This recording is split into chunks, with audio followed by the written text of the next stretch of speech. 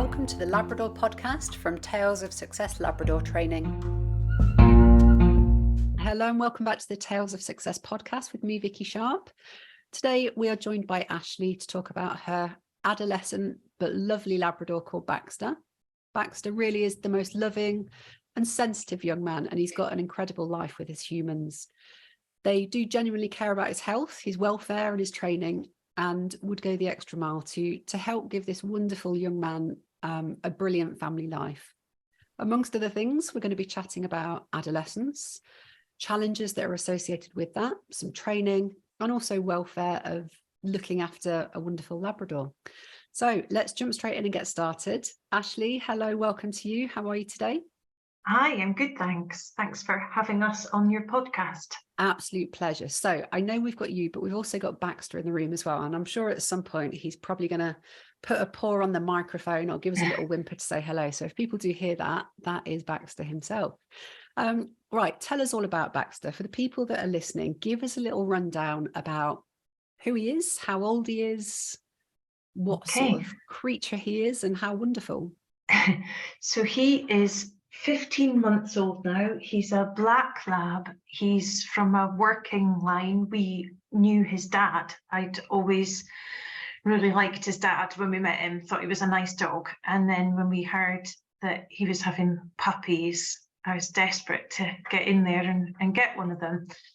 Because Oakley, who is his dad, was the stud dog, we didn't really choose Baxter. We just got given the puppy that was left who hadn't been chosen, but we don't regret that at all because he's wonderful. But I do sometimes wonder if maybe he didn't get chosen because he's on the quieter side of Labradors. It's really difficult to know why dogs get chosen and why they don't. And, you know, I remember last time I chose a puppy, I had pick of the litter and I'd got 9 puppies to choose from. And you get quiet ones, you get boisterous ones. And I suppose everyone looks for different things. And maybe you could look at it as it was meant to be. He was always going to be yours anyway. Yeah, no, 100%. I would have found it excruciating to have to choose. I love the thought that he was sort of destined, because I eat a plant-based diet and I'm sort of quite concerned with environmental issues. So I had been desperate for a dog for years before we got one, but I didn't feel like I could justify it. I didn't feel like environmentally I kept hoping for a situation that a dog would need me to save it. And then it would be mine. And like, it wasn't like I'd gone out and gotten a dog, it would be mine. And so when we got Bax, it was enough of a story that we knew his dad that I could justify it to myself that this was meant to be, this was our dog. So how did you know Baxter's father then? What's kind of the story there? What brought you to that particular litter of dogs? My partner and I work in a garden, like a private estate in the Cotswold countryside, and Oakley was owned by one of the ladies who worked on the estate, and we would often see him having escaped from the office and like rummaging in the compost pile, and he had a look on his face that he knew he was being really naughty and he was sort of delighted about it. And I just, like, having not had a dog before, I thought that was adorable, but now looking back, I maybe should have known that that's quite a lot of mischief and intelligence and that was a sign of trouble. But at the time, I just thought it was very endearing. You talk about that knowing look on his face, and I'm sure everyone listening to this can kind of think back to their dog doing that quite a lot. That's that cheeky look on their face, like they know they're not meant to be doing it, but actually the payoff is really good. So I think you've already said Baxter is your first dog. Is that right? Yes, that's right. Did you have any other experience with dogs prior to getting him? So maybe as a kid or looking after other people's dogs? Yeah, so when I was a kid, my dad had a Springer Spaniel called Holly, but I didn't live with my dad, so I would only see that dog on weekends and things. And I really liked her, but I think I was just so small that I had no real understanding of the responsibilities and demands of training And when I was a bit older, I'd left home and my mum got a golden doodle called Leo, who was an enormous blonde. He was a bit of a legend, you know, it was such a distinctive looking dog. Everybody in the neighbourhood used to know him. And he was such an angel that I think my mum and me and everybody who knew him got lulled into a false sense of security about how easy it was to have a dog. Because I know my auntie went out and also got a golden doodle who turned out to, he's lovely, Monty, but he's a complete nutcase. You know, he's like full of energy, whereas mum's dog, Leo, was, I mean, almost untrained, but just behaved perfectly because he was really chill. So I thought I knew more about it before we got Baxter, and then we got him and I learned that there was a lot more to it. But in saying that, I didn't just wander out on a Friday and get the dog and have done no preparation. I sort of read solidly and watched so many YouTube videos beforehand. I have felt as if I 100% knew everything that I needed to do. I knew so many numbers and things off by heart, like how many hours a day he needed to sleep and how much to exercise him according to his age and what I should be training him. And then we got him and I just realised that it wasn't an equation. You know, it wasn't as simple as put X in and Y will come out. He didn't want to sleep on his own. You know, he wanted you to sit with him to go to sleep. I had thought, your listeners are probably going to be laughing at me hearing this idiocy, but you know, when it said that puppies need to sleep X amount a day, I thought that he would need that and he would just lie down and go to sleep. But it wasn't like that at all. He would follow us around the house and try and sit on our feet and only sleep if we sat down with him. I think you're right. You know, you said listeners will think I can't remember your words, think you're strange or something like that. But I think everyone does that. We all do it. We read books, we look at social media, we get advice from other people. But the trouble is not every dog is the same as another. And your mum's dog and your auntie's dog are good case in points there. You know, two similar dogs, but totally different temperaments, different needs. And the same goes for puppies. You might have a litter of 10 puppies, but they'll all need slightly different things. They'll respond in different ways. And absolutely, they're not this pre-programmed little puppy that come to you that just need to sleep for 18 hours a day. In reality, you end up tearing your hair out thinking, why on earth won't my puppy sleep? Why won't they just rest and relax? And I think the reality can be different from what people expect. Did you feel like you'd almost been hit by a sledgehammer when Baxter came along as a puppy? Yeah, you know, one of his I think it's, you know, I still feel sick thinking about it, how when we first got him home, I had heard so much about how you need to be quite firm to start with about where they sleep and not letting them sleep in the bed with you and things, because whatever you start with is what they'll go on with. And so our plan had been, and also I'd read that not to introduce them to the whole of your house straight away, you know, to keep it to 1 or 2 rooms to start with. And so our kitchen has a tiled floor. So my plan was that for the first few days of his life, he was going to live in the kitchen. That's where his little bed was. We'd put up baby gates. I'd put baby locks on the cupboard doors, thinking that he was going to get into cupboards. He's never shown the slightest interest in a cupboard. But yeah, and our dining room is right next to the kitchen. So I was going to sleep in the dining room the first night so that I was close to him and he would know I was there, but not right next to him. And that he just howled and howled and howled and howled. And so then I moved into the kitchen and I had like a little camp bed thing. And even that wasn't, you know, it being in the same room with them wasn't close enough. You know, he howled. And I mean, looking back, I don't know why I felt like I had to be so strict. It was just I was trying to do what everybody had sort of said, but it was his first night away from his mum and all his family. Like, he must have been, I just have this really vivid memory of him inching across the kitchen floor towards me, like trying to get as close as possible, and me trying to get him to stay in his bed. And then sort of eventually just kind of, he crawled onto a little corner of the sleeping bag and was like, okay, I'll just sleep here. And I just wish I hadn't done that to him. It was all so unnecessary. But so yeah, the first few weeks, nobody got very much sleep at all. So by the end of the first couple of weeks, we were going half mad with just lack of sleep and, learning all these new things every day and taking him out to wee every 20 minutes and through the night as well. Obviously, I was taking him out for wees in the night. And then I think maybe after about 4 days, we figured out that I don't know why, but he was happy to sleep in his little travel crate if it was in the living room rather than the kitchen.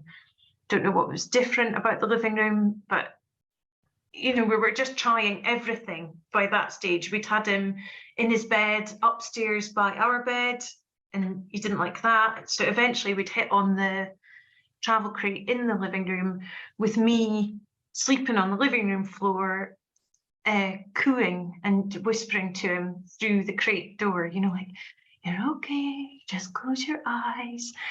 And that went on sort of lessening, but sort of every night for about 2 months. I slept on the living room floor and eventually was just moved the cushions further and further away from his crate. And then eventually I would just put down the cushions as if I was going to go to sleep in the living room, but I'd sneak out. And then eventually we didn't have to put down the cushions and pretend to him like I was going to be there. I don't know if that sounds to people like we were really over the top, but he howled all night. No one was getting any sleep. We had to do something. Whereas friends of ours who got a collie pup at the same time as us, collie pup called Fred, Fred loved his crate. From the minute they got him home, would sleep in his crate through the night. But Fred took ages to get the hang of toilet training and, kept having poo accidents in the house. Whereas I think Baxter did one wee in the house the day we brought him home, and then we ran outside carrying him, and he sort of got it. He never, we never had a poo accident in the house. So he just, he was a nightmare with sleeping, but he picked up other things really quickly.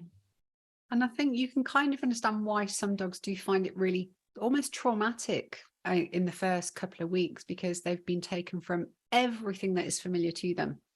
Their mum, their brothers, their sisters, the house setting they've come from.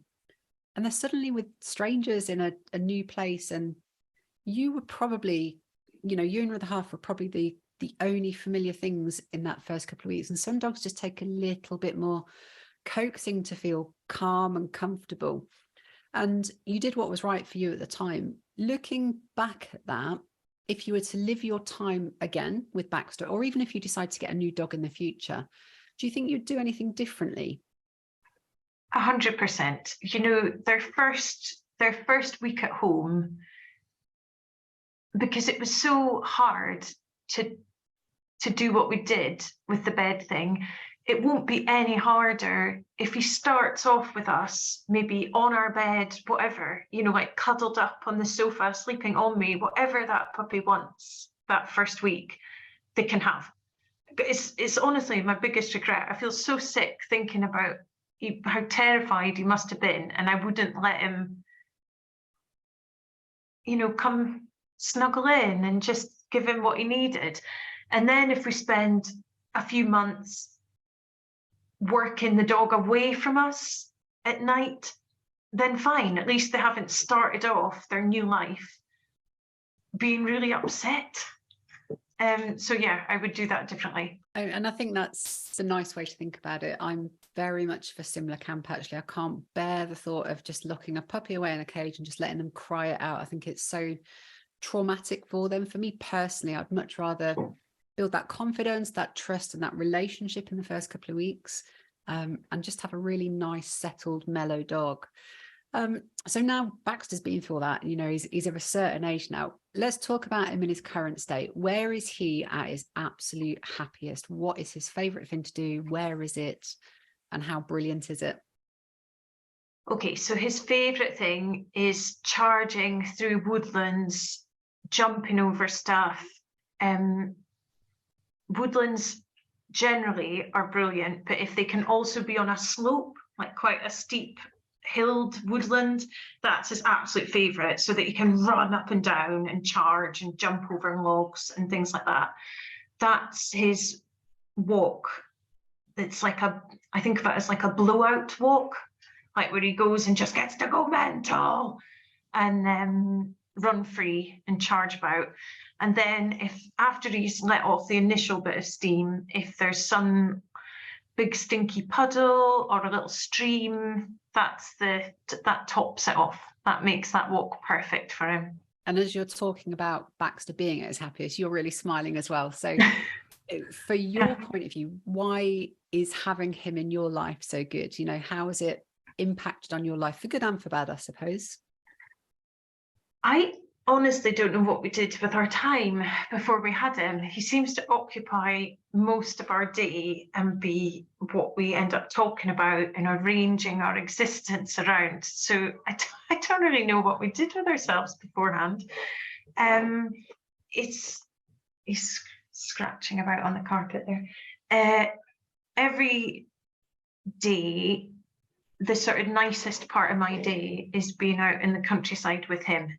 You know, I'd laugh and joke with people that I spend quite a lot of my time smiling at a dog's bum, you know, because he's trotting along on the path in front of me and I just sort of wistfully smile at his happy looking bum, because I can see whether he's like engaged in something or whether he's just cruising, ambling. You know, you can sort of tell from their behind profile what they're up to. Yeah. I think if you've got a dog with nose down and bum up, it usually suggests that they're having a great time. Yeah. Let's kind of look at you said you don't know what you did with your time before Bax. So I know a lot of your time is loving him, caring for him, but there's an element of training in there because you've not got to where you are currently, just winging it and hoping that he's just going to pick all this stuff up without dedicating time. So talk to us about your training from day one and whether you had like a rigid training schedule and whether that's continued into adulthood, the type of things that you've done that have been really beneficial to you.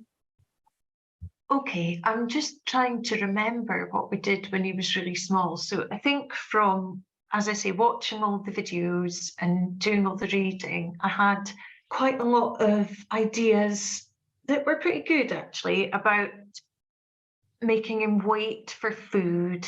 And when he was smaller, we didn't used to feed him from a bowl at all. Like every meal was either games or scattering the kibble in the garden to get him to hunt for it, or, you know, training for the kibble, getting sits and downs and all the basic little commands.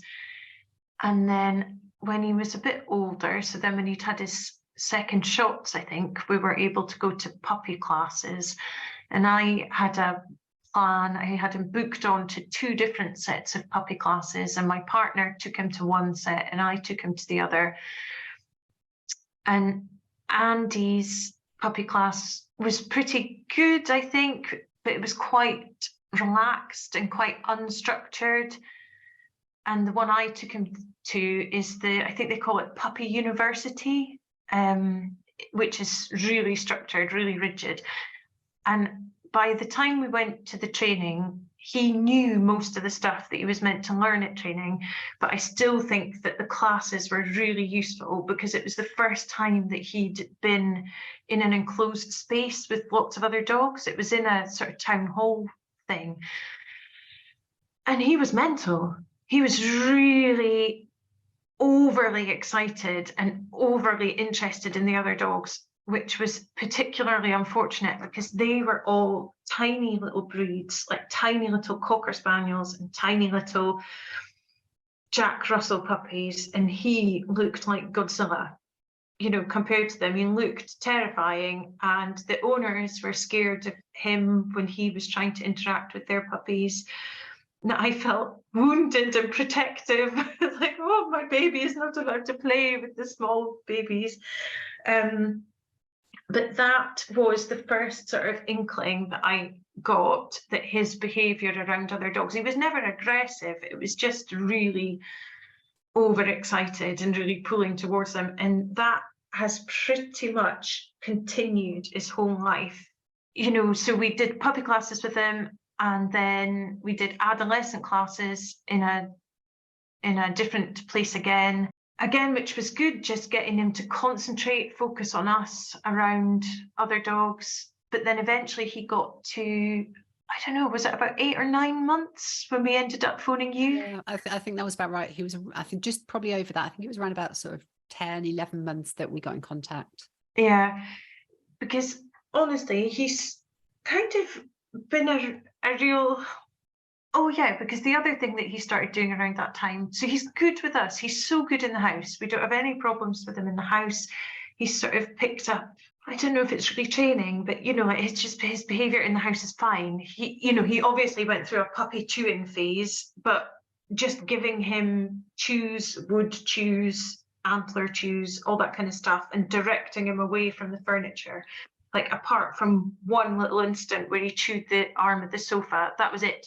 Nothing else in our house got destroyed that wasn't meant to get destroyed.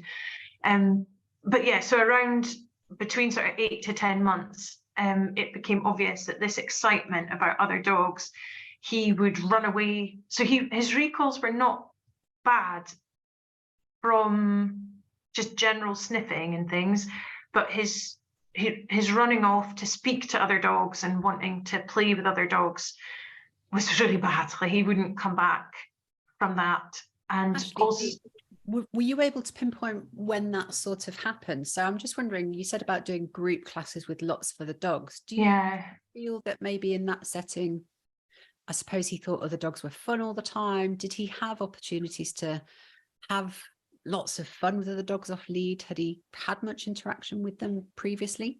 No. So we live in the countryside, and we can go for days, really. If I don't make an effort to take him into town or to take him to a park where I know other dogs are, we can go for quite a long time without seeing many other dogs. But if we do a walk, say like an hour or something in the fields round about our house, we'll maybe bump into 1 or 2 other dogs. So I guess it was always this big burst of excitement, like, oh, another dog, run and speak to them. And, I've got to take this chance. Who knows when my next chance might be?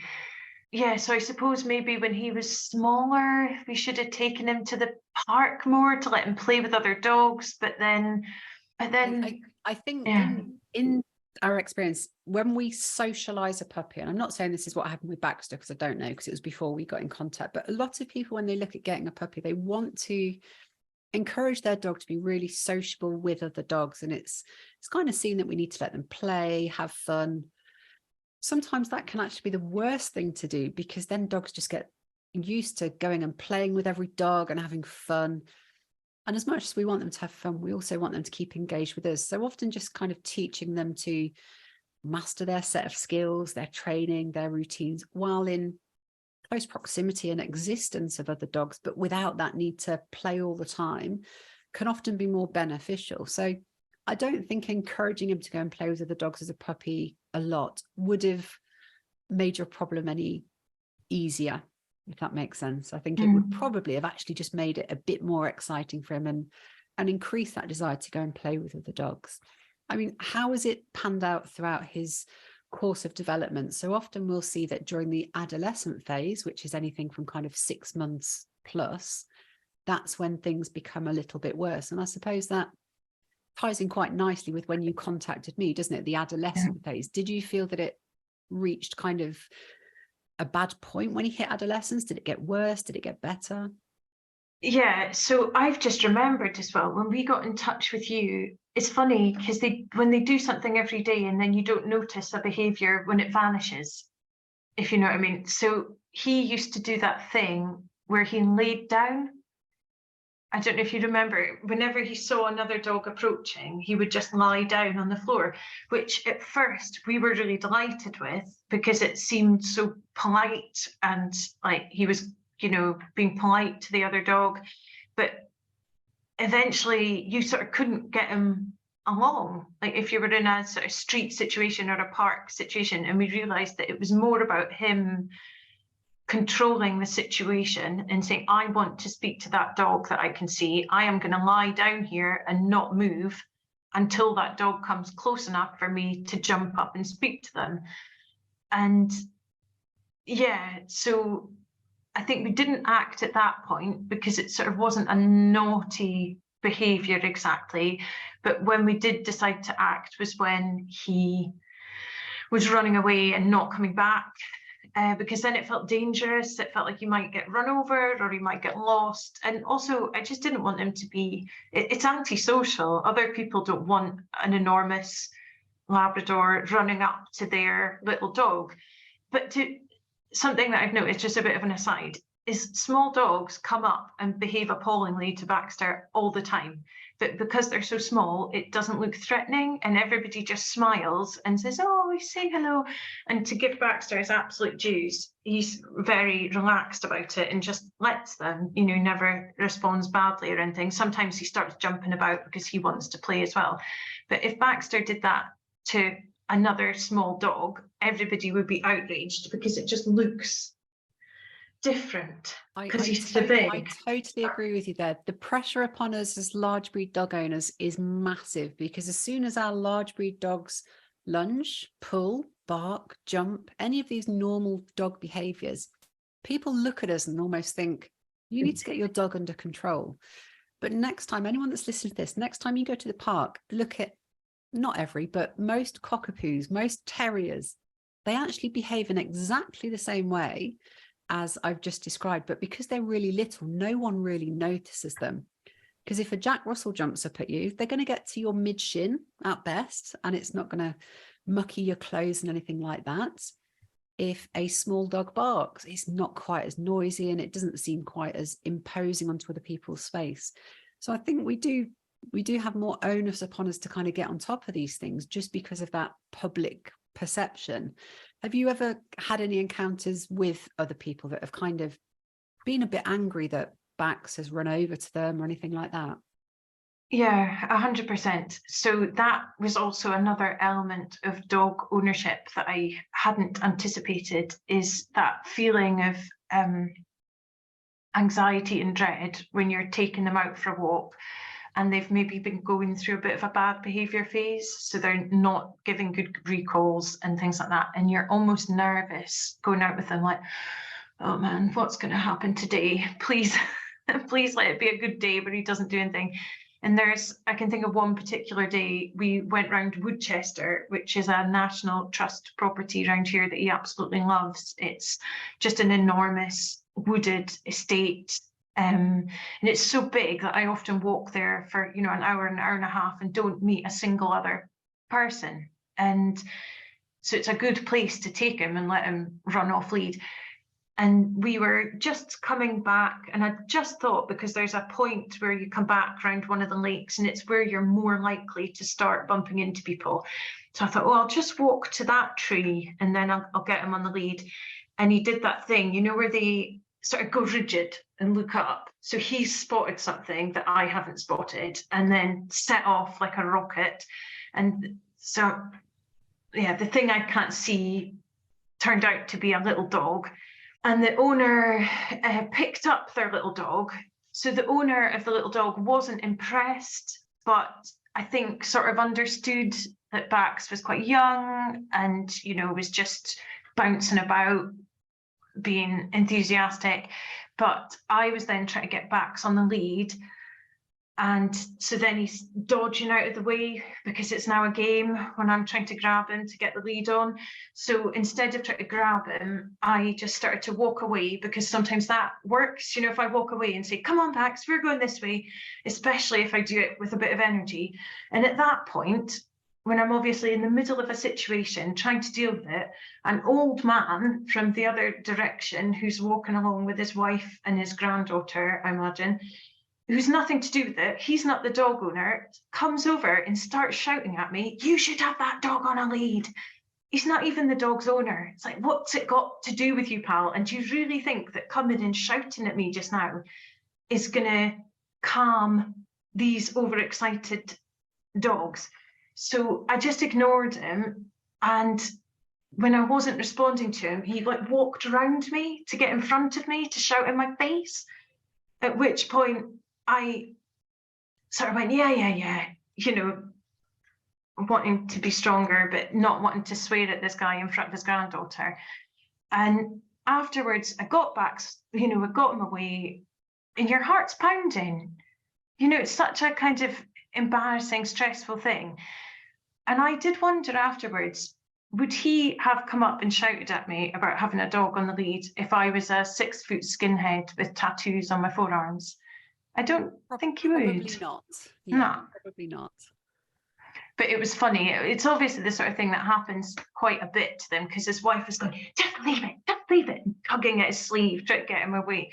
It just, yeah, so those sort of things become not commonplace. I'm not going to say that every time I go out with Bax, he's naughty, but it does happen from time to time. Yeah, and I guess with the knowledge that you've got and the training that you've done, you're in a better place now where you can realise when it's going to go wrong and probably manage situations a little bit better. So if you've got a dog that's an excited greeter and they want to go up and run off and go to all these other people, how are you managing that day to day now? What's your advice to the people that will be going through the same thing? Because this is not just unique to Baxter, it's important, so it's quite a common thing.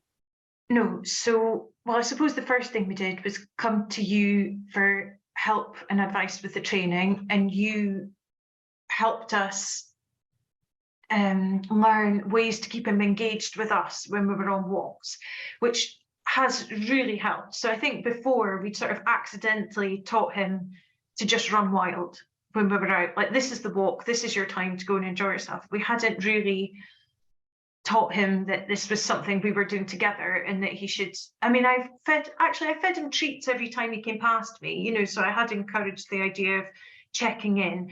But now when we're out on a walk, I have sort of 3 or 4 different things I do to recall him and make him think that I'm fun. So I blow the whistle and he comes back, and I either get him to do like a hand touch or a middle. He's got a sheepskin bungee chaser thing that he only gets to play with every now and again when we're out on the walk.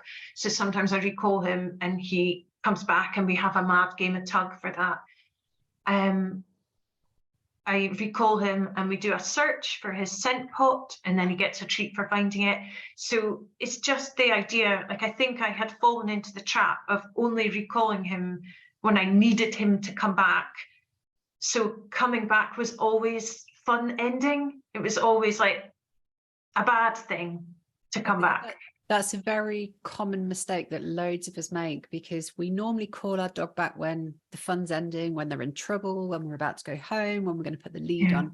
It's really rubbish for a lot of dogs coming back to us. So finding those different ways to incentivize him is good. It makes it part of a fun routine. Bax is a nose-driven dog as well, right? He likes to get his nose down, have a good sniff, and scent detection was one of the things you did with us on our online course as well. Is that something that we've started to use to focus his sniffing? You know, you said you'll occasionally put the pot down for him to sniff out and things like that. Has he found that something that he likes doing? Is he not quite so fussed, or is he more of like a free sniffer? I would say both. Like, he obviously really enjoys, I mean, he just loves being told he's a good dog as well. You know, like, he obviously enjoys it when you ask him to do something and then he does it and gets praise, you know, I'm so clever. You know, he obviously really enjoys that. But the scent detection, yeah, so we go on, I mean, that's the other thing that I've sort of developed over the last few months, is taking him on different types of walks. So some are massive run walks where, you know, he'll go a bit wild, but then others are more sniff walks, you know, where we go and he stays on the lead and just really slowly goes on sniffing. I think he does do a lot of sniffing when he's off the lead as well. But it was back in January, he hurt his paw and had to wear like a moon boot for a week and couldn't be let off the lead. And I thought, what are we going to do? Like, this dog needs 2 hours of exercise a day, and now he's not allowed to go off lead. Am I going to have to walk him for 8 hours a day? Like, what's going to happen? But it was a real revelation, because I just realized that I could take him and he would walk really slowly on the lead. So walks that would normally maybe have taken, walks that I would have discounted because they were too short, could now take 45 minutes with him just sniffing, you know, and me almost just standing. And so those walks, you were sort of saying, what did I do to prevent his naughty behaviour before? So on the long walks where he's off the lead, I have to be as alert as possible to notice people in the distance, to listen to different sounds. Like sometimes I will see a dog before he's seen it, and then I just get him on the lead and I just sort of head off the situation as much as possible. So no podcasts or any other distractions, no phone calls when he's off the lead is the general rule. Whereas the sniff walks, for him, they're very interesting, but for me, it's very tedious. So on the sniff walk, when he's on the lead, that's when I'm allowed to put some headphones in and listen to a podcast as he crawls along, sniffing every wee a dog has ever done on that stretch of path. It's such an important thing for a dog to be able to do, because they fact find so much through their sniffing. I'm actually just standing still, sniffing all these different new things does actually tire a dog out pretty well. It's amazing how tired a dog will get if they're just using their nose. So it's a great skill to do. What do you think life would be like with Bax if you had never done any training at all with him? Could you imagine an untrained Baxter and how your life would have panned out? What do you think it would have looked like? I honestly just think he'd be in anguish all the time, because he would be getting told he was naughty, or, you know, it would constantly be like stopped from doing things and not getting would just be in sort of conflict all the time, because he wouldn't know what was expected of him. He wouldn't have the same sense of security. Like some of his little routines, when he was younger, he found getting left alone for any amount of time really stressful. Whereas now, you know, like if I have to go to work in the evening or something, if he's had a good day, lots of walks, he's had some attention, I get out a dentist stick and walk upstairs with it. He runs upstairs, runs into his crate and lies down, because he knows what's coming. And so then it's just, he's calm and happy. Yeah, I just can't imagine what life would have been like if we hadn't done that. I think a lot of training, it's not just about teaching him a skill, it's about kind of getting him into a routine which is predictable, and understanding that you've got his back, you're going to look after him, you're going to take him to these great places. And it comes about developing a great team. And if you're not part of that team with Baxter, he'll find his own stuff to do. And that's why training is important. It needs to be something that you both do together to get an amazing result, and also a heck of a lot of fun. You know, you enjoy the life in the countryside that you do, because actually you do have that engagement and you know what each other likes doing. Would you say you followed a particular method or style of training in the experience that you've had with Baxter? So things like, is it purely positive reinforcement based? Have you done any other weird and wonderful things that have worked well for you? So it was entirely positive and rewards based. And a lot of what I had watched and read just kept reiterating this idea about don't do anything to damage the bond with your dog, build the bond with your dog. But I think by the time we came to see you as a trainer, like by the time we saw you, Bax knew a lot of what was expected of him, but was just choosing not to do it. By that point, he was physically very strong. I don't know if anybody's, well, lots of people, but if people think of Stranger Things, in the second series, there's the demi-dogs, like those And that's what his body looks like, this really muscular adult body. And I was just saying, Baxter, sit, don't do that. No, darling, I don't want to be dragged across the park. And, you know, it did come a point where I maybe had to make it a little bit clearer to him, stop, don't do that. And that was, it made a big difference. And then I think, yeah, just giving him clearer instructions, like an angry sound, not an angry sounding voice, not yelling at him, but a different tone of voice. Yeah, and I think tone of voice is really important. So, you know, this is never about shouting and screaming at your dog, because we lose control if we do that. We've got to remain control of the situation. But think about it when you're at school.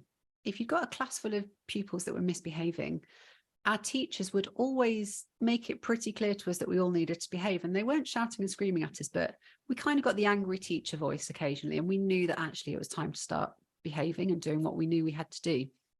And I think sometimes just little things like that with our dogs really help them understand boundaries and what we want from them and what we don't.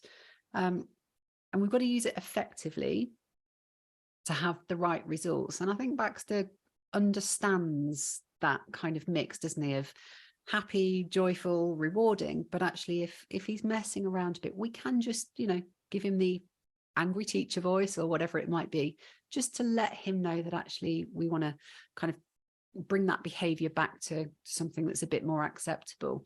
Do you think he copes well with kind of, I'm going to call it kind of black and white of training? So reward the good stuff, show a consequence when it's the bad stuff, and that consequence doesn't, again, it's not sort of beating our dogs, but it could be tone of voice, it could be taking a toy away, it could be a timeout, that kind of thing. Does he respond well to those kind of things? Yeah, I think he probably does, but I think because just yesterday I had this realization that I have maybe drifted back into just avoiding any sort of conflict with him, you know, trying to make his world as rosy and never a harsh word. So all this behavior with him sort of running off and speaking to other dogs, I've been trying to avoid it. I've you know, we've been going to agility classes because I've thought, okay, we'll go to agility, it'll be fun, and we'll be in this environment with other dogs and he'll learn to ignore them and focus on me. And all of these types of activities I've been doing all avoid me having to be cross with him or to tell him off. You know, I'm doing all these sort of passive things to try and shape his behavior. And we've been working on, you know, and so and rewarding him to focus on me as I have him on the lead and getting past other dogs. We've been working on this 4 months. Like, it shouldn't be news to him that this is the behavior that's expected of him. And then yesterday we were at a local beauty spot and there was two, I think they're Bretons, it's like a type of French hunting dog thing. They were jumping in and out of this stream, having a great time. I'd spotted them in the distance, got him on the lead and was trying to get him past without incident. And they came running over to us. And you can sort of tell by the owner's reactions whether this is going to be a problem or not. And when they saw us, the little girl said, Mom, there's another dog. You know, they were panicking. And then their dog came towards us and it started growling at Baxter. And so I thought, oh, crap, I actually maybe really need to get him away quite quickly. You know, regardless of his behavior, it had all the hallmarks of a not great situation. And the ground was really muddy and slippy. So I was losing my footing. This dog is growling at us. And instead of accepting that he needed to come along with me, Bax was really pulling back towards the other dog. And so I pulled him. I pulled him much harder than I ordinarily would in that situation, because it makes me feel bad when I physically try and move him. But because of the mud and the dog growling, I was like, right, come on, we are going. And as I got him past and we were walking along, he was like looking up at me, giving me this look of like, whoa, what's the problem? You know, as if he was astonished. You know, like, you seem cross. What's the deal here? And I just thought, maybe I am not being as firm with this dog as I need to, if in his mind it is a new and surprising fact that he's not meant to pull to go and play to other dogs like that. No, I think the positive in dog training should always outweigh any kind of negative, always, because we need to build that relationship. But, you know, just introducing pitch and tone of voice, as you've just described, you see actually that it can be effective if used correctly at the right time. Some dogs respond better to that than throwing a treat down the neck. Other dogs respond better to purely positive associations all the time, and it does very much depend on each dog. So what I'm not saying on this podcast is everyone needs to go out and, you know, raise their voice to their dog straight away, because it could send some dogs over the edge. But I think Baxter is one of those dogs that understands how communication can change, and it is something that I encourage you to weave into his training, you know, occasionally when it's really needed to give you that desired result. Ashleigh, I want to talk about some challenges that, you know, challenges in general with owning a Labrador, training a Labrador. And we've spoken about some of the training challenges that you've had. And at the beginning, we also spoke about a bit about perceptions, like when you got this puppy, it was going to sleep for X amount of hours a day and eat at certain times. Let's just kind of go back to that. Is the reality of owning this wonderful Labrador different from what you thought it would be? And we know the puppy stages were, but adolescent, is it totally different from what the books told you it would be? Is it what you expected? Had you expected all of these challenges and this great stuff that comes with owning a teenager? So a lot of it is what I expected, you know, sort of healthy outdoor pursuits and cuddles and all that. But I think what I hadn't anticipated is that Baxter would have such clear emotions. So I think I thought he was going to be a much simpler creature, and as long as he was fed and played with, he would be happy. And he, like, I think he undoubtedly is happy. I think he has a great life, but he is really bonded to us, and clearly prefers to have company than being left alone, and makes it clear if he feels like he hasn't had enough attention, you know, in the last half hour. And I just spend a lot of, well, I don't feel guilty anymore because we've now arranged our lives so that he gets left alone as little as possible. But it means I've had to change job, and other people think we're mad. Other people just think it's a dog. Just leave it in the house, go to work, you know. And I don't know if their dogs are different and don't mind being left alone as much, or if they're just not tuning into the signals. There's probably a mix of both out there. I think you are very much in tune with Baxter. And I think some people have dogs with different needs that are actually quite happy just to kind of be in the background and stay home all day while the humans go out. Doesn't mean that they're right, you're right, anyone's wrong. It just means different dogs, different situations. And I think you've got the dog you've got, and you are living with that. So, you know, you said you changed your job. I mean, that's not a decision you take lightly, right? No, I was a gardener, and I had trained as a gardener. I spent years being a gardener, and when we were planning on getting the dog, I thought that this dog was going to have the most amazing life, because I thought it's going to come outside with me and be in beautiful green surroundings for 8 hours a day. It's going to run around and have all the walks, you know, what a blissful life for a dog. And then the reality was that he would dig and try and bite whatever I was working on, dig up the plants I'd just planted, try and bite the wheelbarrow, get upset when, you know, because my attention wasn't on him. He's like, why are we outside and you're ignoring me? What, you know, what's the deal? And so then instead of him being out in the garden with me, he would get, I mean, I tried to make it as nice as possible. I set up a little playpen in the mess room of the garden I was working in. So he had a bed and toys and chews and things, and I would get back to see him as often as I could. But it just wasn't working. He wasn't happy. I felt like he was getting really stressed.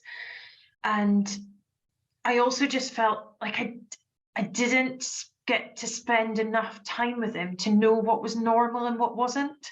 So it reached a sort of fever pitch. When he was really quite small, he got really sick one week, and we've never found out what it was. He just started vomiting and, you know, for a few days was really, really sick. And that was really horrible and really frightening. And that was when I just realized, whatever happens, I need to spend as much time as possible with this little dog to learn what is normal, learn his routines so that I can spot what's abnormal, and also so that if he does get sick again and die, you know, which would just be the worst thing, I needed to have a clear conscience that I had done everything I could to make his life as amazing as it could be.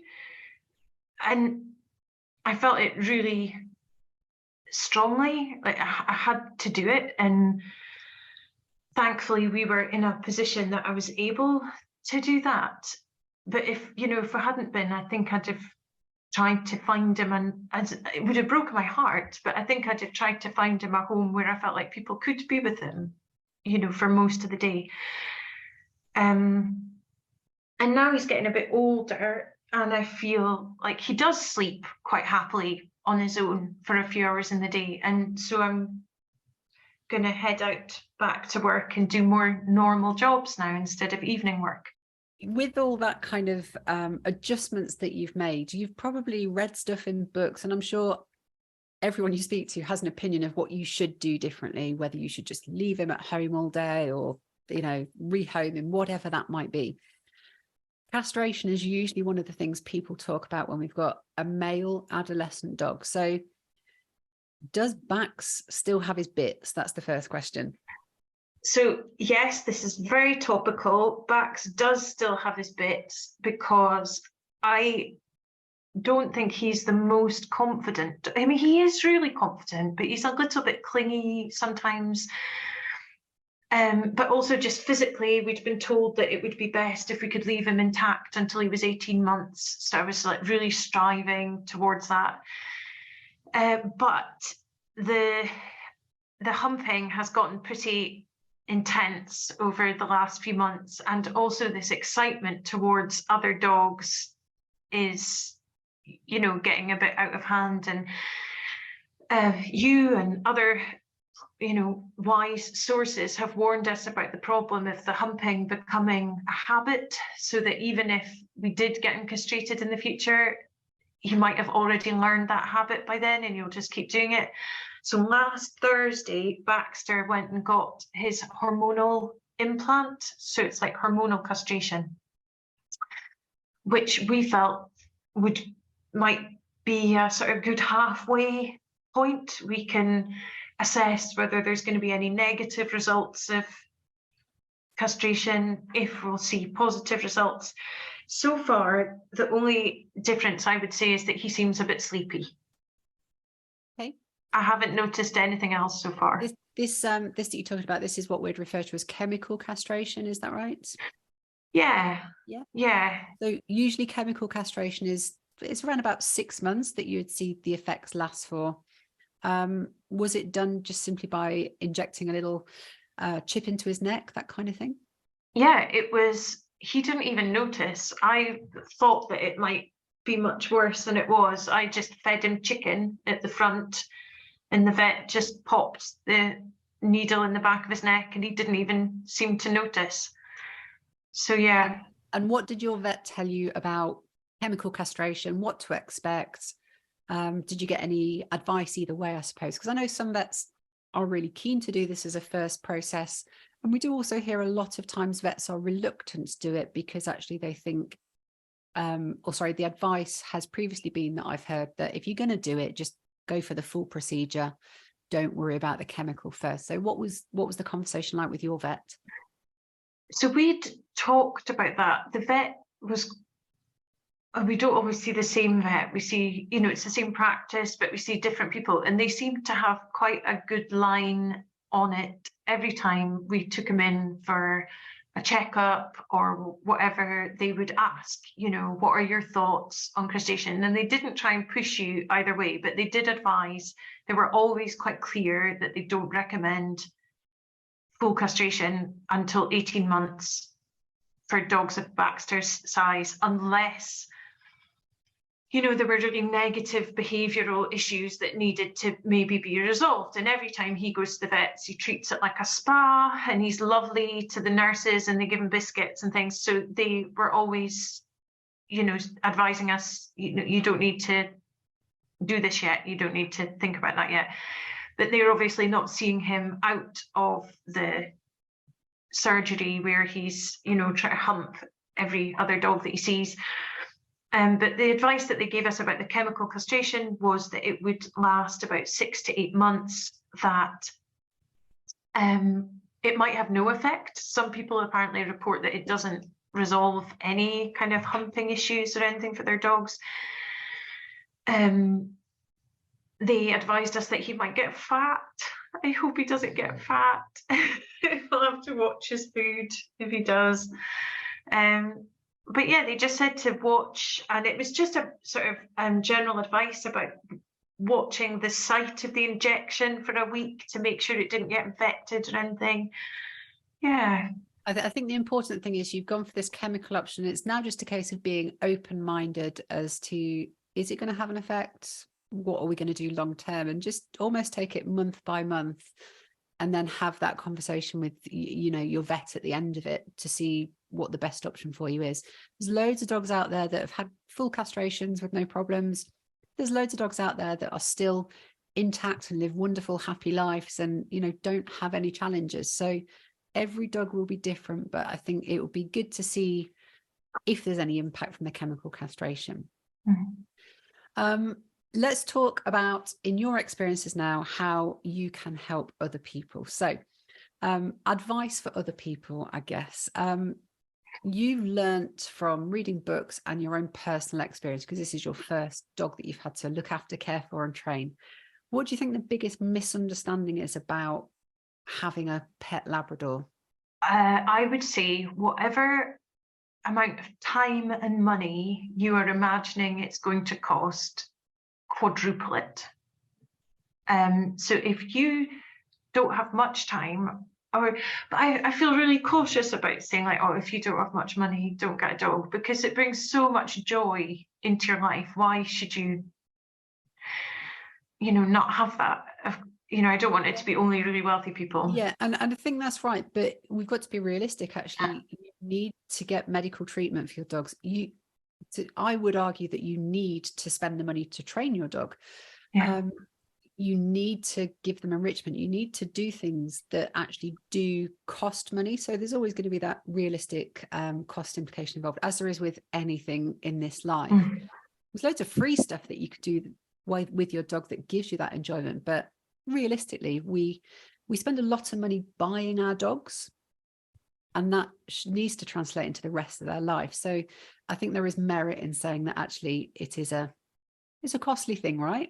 Unexpected vet bills and all that kind of stuff.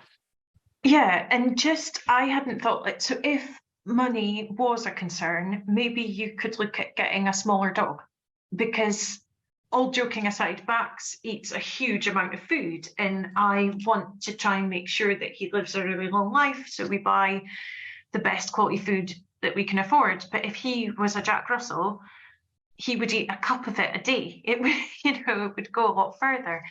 But because I have basically become obsessed with him, and he is my main hobby and joy in life, all the money that we spend on him just feels like money that I am spending on things we want to do.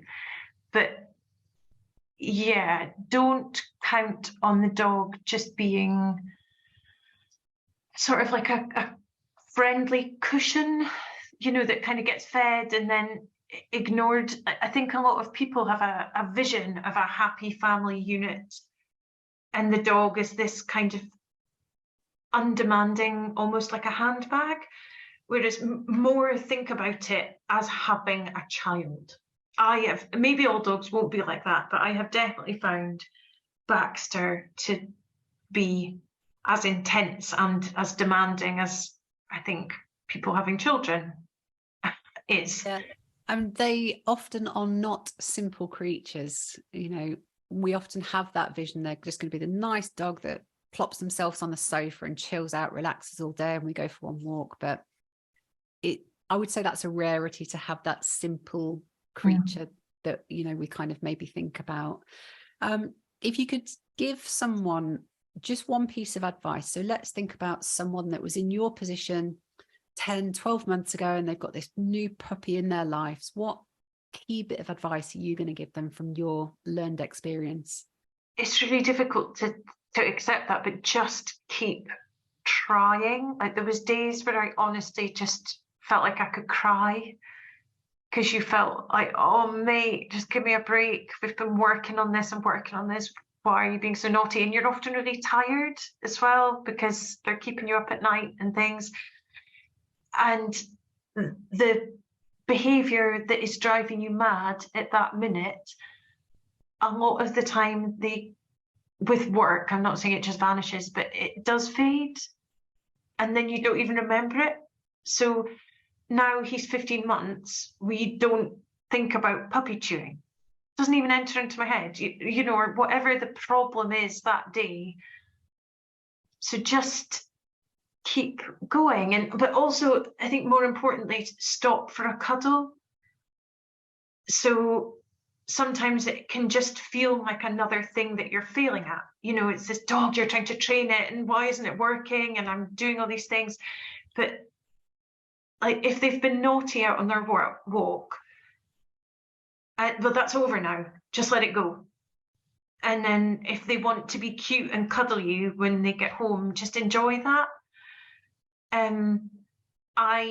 This is why I very rarely get things done that I should be getting them done, because now if Bax comes up and is doing something really cute, or if I just see him lying on the floor, I'll often just stop and crouch down and give him a cuddle.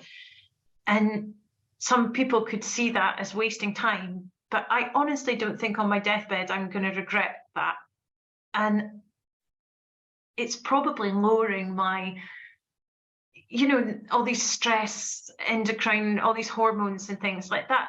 5-10 minutes cuddling the dog is probably good for my health. It's probably good for your health. So that's the advice I would give them. Enjoy the good bits and just try and forget the bad bits as quickly as possible.